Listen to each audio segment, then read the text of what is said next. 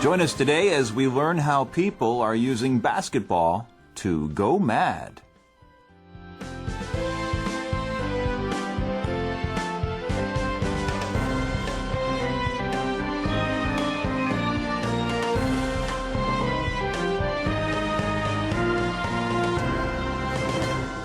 Hi friends, welcome to Advanced Studio Classroom. My name is Steve and I'll be your host these next 2 days as we go through this month's inspiration feature called Changing Lives Through Basketball.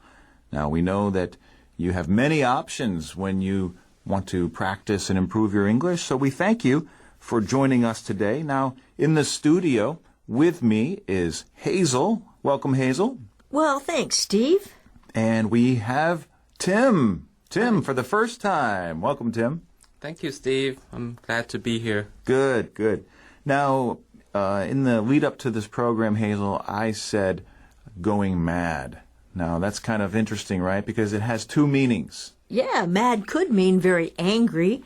It could mean crazy. Mm-hmm. So what were you talking about? Yeah, it's an acronym we like to use. Going mad, making a difference. So you take the first letter of each word of that phrase, and you have the word mad. So when we say go mad, means go make a difference. Oh, I like that. Yeah, make a difference in someone's life. And that's basically the idea of today's lesson, is people trying to make a difference in the lives of young people. And they're going to use basketball to do that. Now, let's talk about basketball for a second. I think everyone knows what it is. Tim, do you enjoy playing basketball? Yes, actually, I played basketball since high school. It's a very team-orientated game. Okay. Did you play for the high school team? Actually, not really. I was Okay. just playing for fun with my friends. Okay. How good are you? I'd like to think I'm very good. Can you dunk? Oh, no, No. I'm too short. Can you make a three-pointer? Sometimes. Yeah, Yeah. good. All right. Well, that's fun. Basketball is enjoyable. Hazel, what about you? Are you a basketball fan or not? I'm a little bit of a fan. I enjoy certain teams, and I enjoy maybe shooting a few hoops, but I'm not very good at playing because when other people try to take the ball, it makes me too nervous. Yeah, yeah. I like what you just said, shoot hoops, and that's a very informal way to say basketball. Let's go shoot some hoops.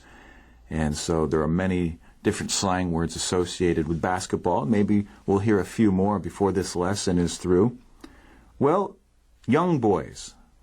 Tim, probably you remember this, and I remember this. Young boys, many are just crazy about basketball, and there are lots of basketball stars in the NBA that the young boys look up to. And so some people are using this as a tool to help young boys who are in trouble or in jeopardy at school with their grades and behavior to help them improve their lives. And so let's talk about that today. Let's talk about the deck for a moment. Mentors. Now we're going to see this word a lot in this lesson, so we need to understand what is a mentor. Hazel? A mentor is someone that helps another person. Usually I think of an older person, maybe an older a man that would help a young boy to know how to live a better lifestyle. Okay. Yeah, we might say a life coach, someone to help you to navigate through the difficulties that young people experience. An older brother could be a mentor to a younger brother, right? Or an older Right. sister, or an aunt, or even your dad can be a mentor. Usually somebody who's older, as you said, Hazel, who helps younger people who are less experienced to navigate through the problems of life. So there are some mentors who want to use basketball to help young boys navigate through the issues that they face. And they're doing this in Akron, Ohio. So I don't know if you guys are familiar with LeBron James. Have you heard of him? I've heard of him. Of course we have. course. Yeah. This is his hometown. Okay, so this is where he grew up. I don't know exactly where in Akron, but He's from this area. To give you a little idea of how basketball-minded the public is, I'm sure everybody knows he's the hometown hero. And so basketball is very much on the minds of people in Akron, Ohio. All right, let's go to the lesson now. Let's open our magazines to page 38 and read, starting on the left-hand column, Changing Lives Through Basketball.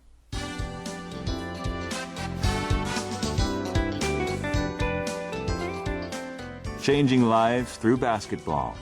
Mentors take student behavioral issues to the basketball court.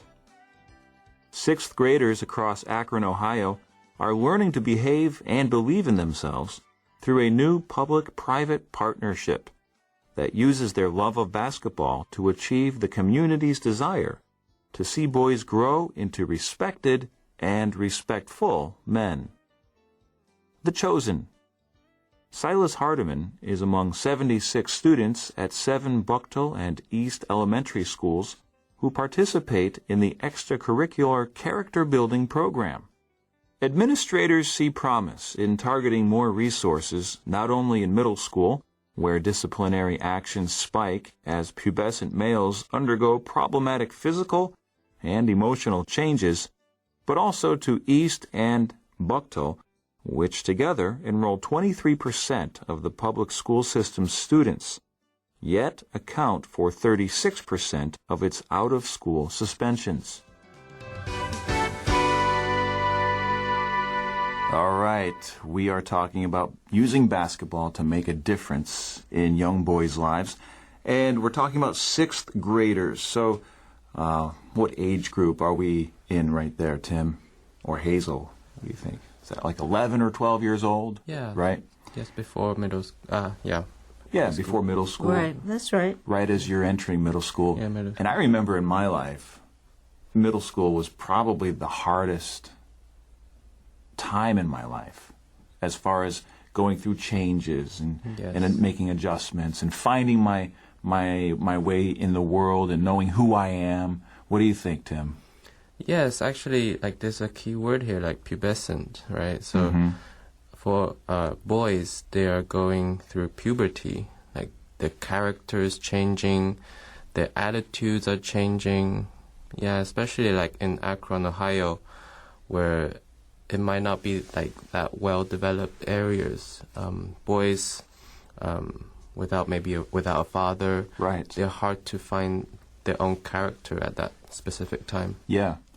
Hazel, did you have like the worst, a worst time in your period of growing up? Like, Probably, but I don't think it was junior high school. I enjoyed junior high you school. did? Yeah, I think hated it. I just had good teachers and good subjects, and I did pretty well. And elementary school was a little bit hard for me in that it was same because you stayed with one teacher.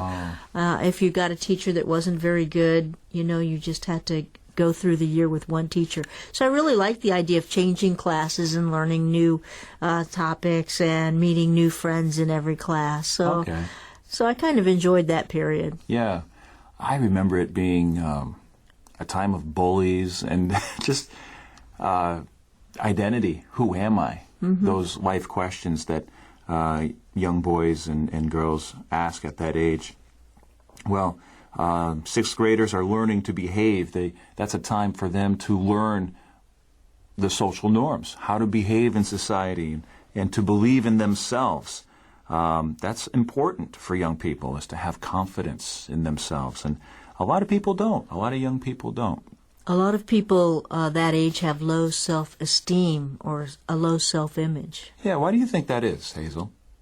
Well, maybe like you said, other people sometimes are bullies, and children like to make fun of each other at that age, and they don't really think about other people's feelings. They're just having fun with their friends. Yeah. It can be a very messy time, and so there are some people who are trying, through a public-private partnership, to use the love of basketball to achieve the community's desire to see boys grow into respected and respectful men. So this is obviously something that's on the mind of the community leaders, and they see this as a problem, and they want to address it. Now, in line 6, we see respected, ED, and then respectful, FUL. Two different suffixes.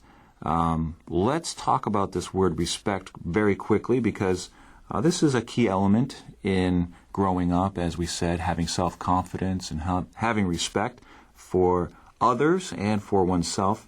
It just means a regard, to give somebody a sense of worth or value. So if you respect others, you esteem them and you give them a sense of value. If you respect yourself, you do the same thing. And so a lot of young kids, a lot of boys who don't have, as you said, Tim, maybe an adult male role model in their life, they don't learn and they don't know how to develop this, you know.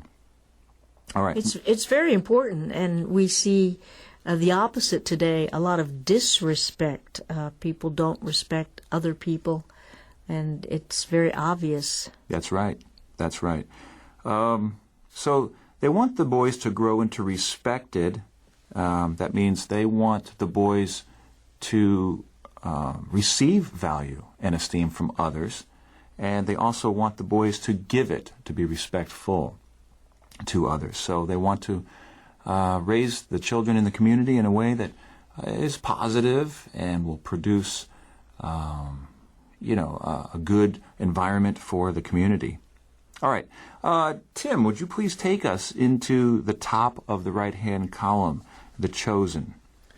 Yes, so here we see that Silas Hardeman is among 76 students from 2 different elementary schools who are like in this special extracurricular character building program. Let me explain this. This is a little confusing. What happens is in Buckdale, there's a town in Ohio called Buckdale, and within Buckdale there are a group of schools. Because the cities are kind of big over there, and so there might be, 4 or 5 elementary schools in this town. And then East is another little section of Ohio near Akron. And so it's just like a group of schools. There's a group of 7 schools. So that can be a little confusing. That's how it's worded in the lesson. So Silas is one of the students from this area, and he is participating in the extracurricular. That's a huge word. Let's explain that for a second. Hazel? Okay, well, curricular is something that you need to study. It's the regular school program. So if it's extracurricular, it means it's extra, it's optional. Usually extracurricular means after school, on your own time. Okay. And so that's a program that they have that's voluntary. Great. Yeah, extracurricular activities, sports, maybe a club after school. Ukulele club, music club, choir, art club. There's so many different clubs. Right. So it's a part of school, but it's done outside of class.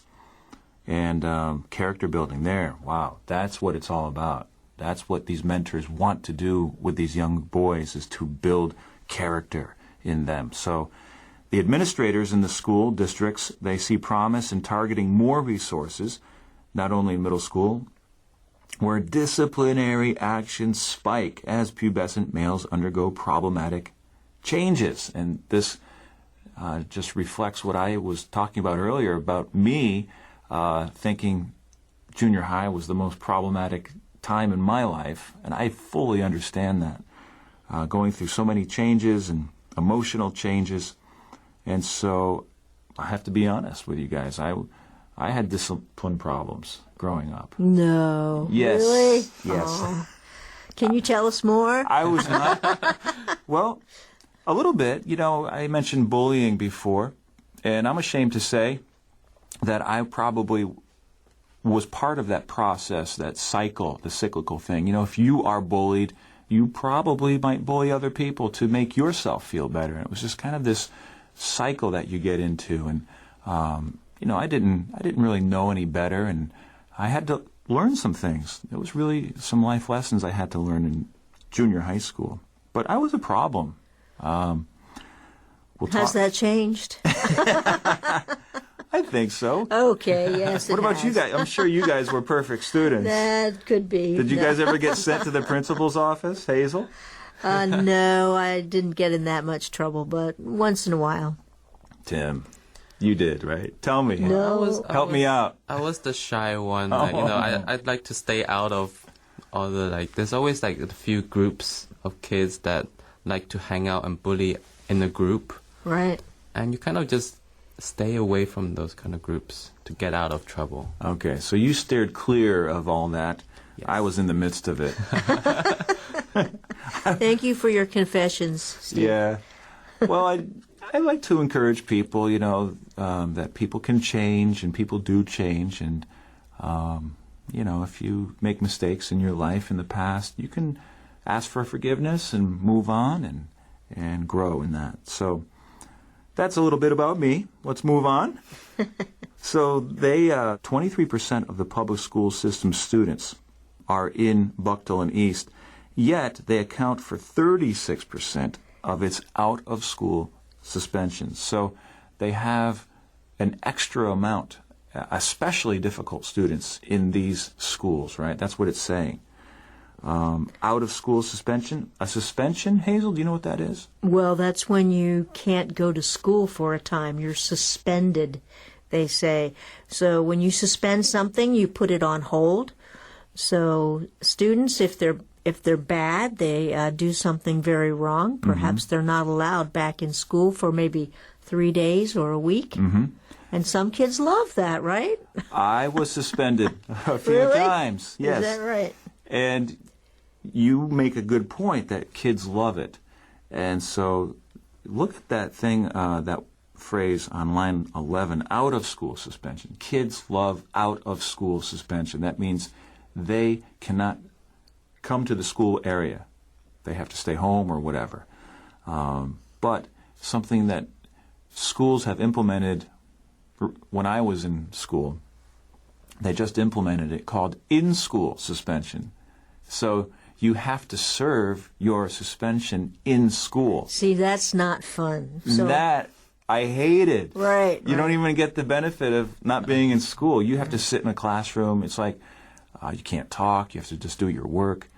That's in-school suspension, and that's what I had to go through. So I think to me that would be more of a punishment. I mean, if you want to discipline a student, that would be better than out-of-school suspension. Right.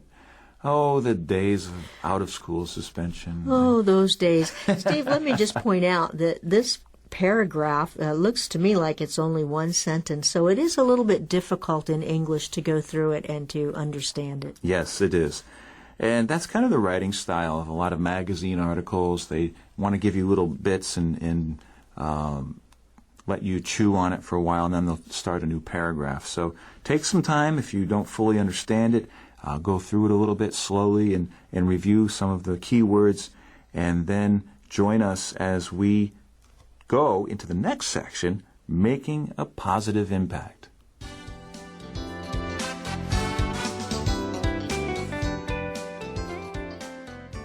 Making a positive impact. The basketball program already is paying off, said Student Support Director Dan Rambler. Honestly, I don't know that there is a perfect answer, Rambler said, of Akron's above-average student discipline issues, concentrated in Akron neighborhoods where police tell him crime is more rampant. I think we all connected on the idea of combining mentoring and athletics to positively impact school climate. It was really a perfect marriage of all the things we want to do in student service, Rambler said. Okay, if you've just joined us, we are on page 38. We're talking about changing lives through basketball. My name is Steve, and in the studio is Tim and Hazel. And we just met a man named Dan Rambler. And what is his role, Tim? Dan Rambler. He is a support director, like a student support director. So he is helping with the whole program of using basketball to like we've already mentioned, like on the problematic kids who are struggling at school, and they're using this program with using basketball to help these kids. Okay, this is interesting. We're going to meet some people who have some very interesting job titles that didn't really exist when I was in school. How about you, Hazel? Certainly not when I was in school. Yeah. Did they use basketball to help make you a better student? No. I didn't think so. Didn't work if But they it did. would have been fun, right? Because I think this whole idea is a great idea to get students doing something that they want to do and let them be respected for their good behavior while they're playing a game. Yeah.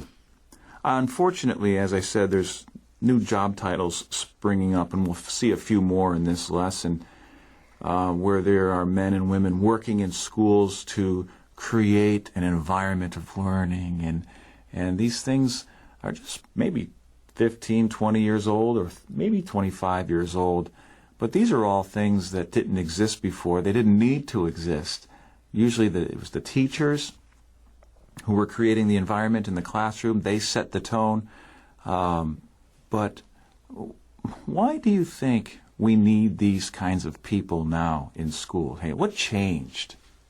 What do you think changed, Hazel?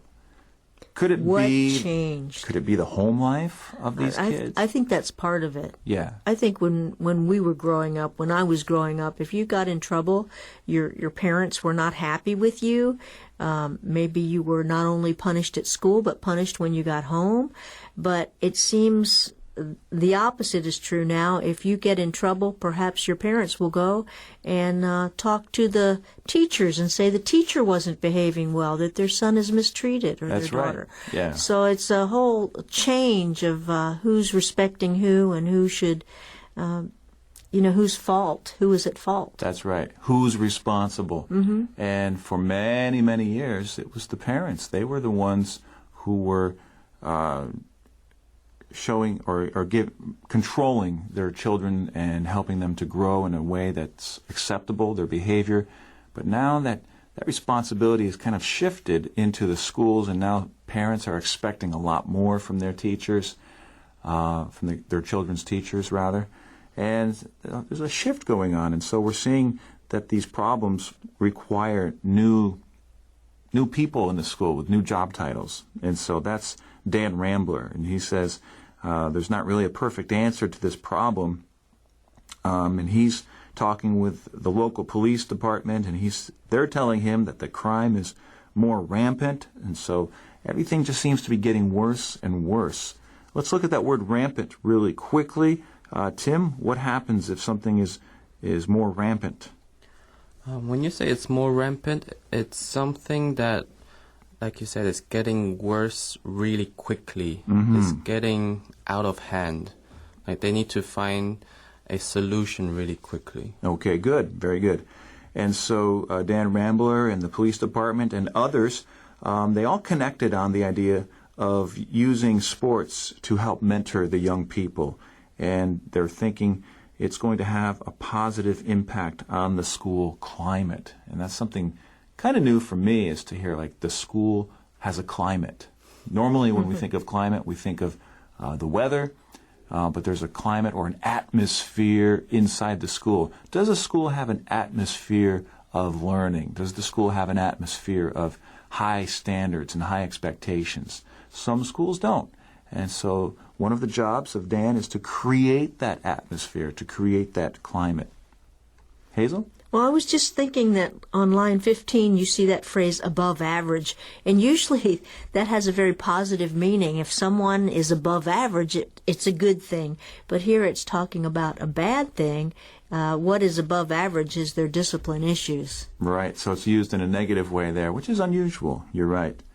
All right, let's finish up this lesson. We'll go over to page 39 and finish the reading on the left-hand column, Full Court Program.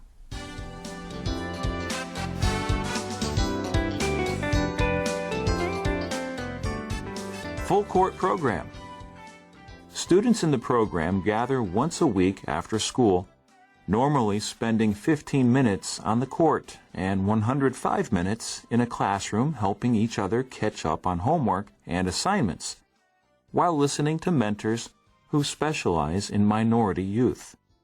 Each Saturday, the 7 teams square off. The first game tipped off with more than 200 students, parents, and educators. As the 6-month program progresses, student athletes are coming to realize that if they get in trouble or fail to meet weekly academic goals set by teachers and testing software, they don't get to play. The boys are behaving and excelling in reading and math, administrators said. I decide if they're eligible to play, said Kyle Early, who reviews weekly progress reports and makes the kids run suicide drills for bad behavior. All right, so we find out that the boys are just playing basketball for 15 minutes and then they study for 105 minutes. But I think really the incentive for them is to be able to play on Saturday. That's the big day where all the teams compete together. They square off. Okay, so they're competing against each other. And so if the kids don't do their homework, if they're not doing well in their studies, they don't get to participate on Saturday. And we find out that the first game tipped off with more than 200 students, parents, and educators. So it turned out to be quite a success. Well, friends, we're going to stop here, and we're going to pick up tomorrow more of this lesson, Changing Lives Through Basketball. We're so happy that you've joined us. Please come again tomorrow for day 2 of this inspiration article. Until then, have a great day.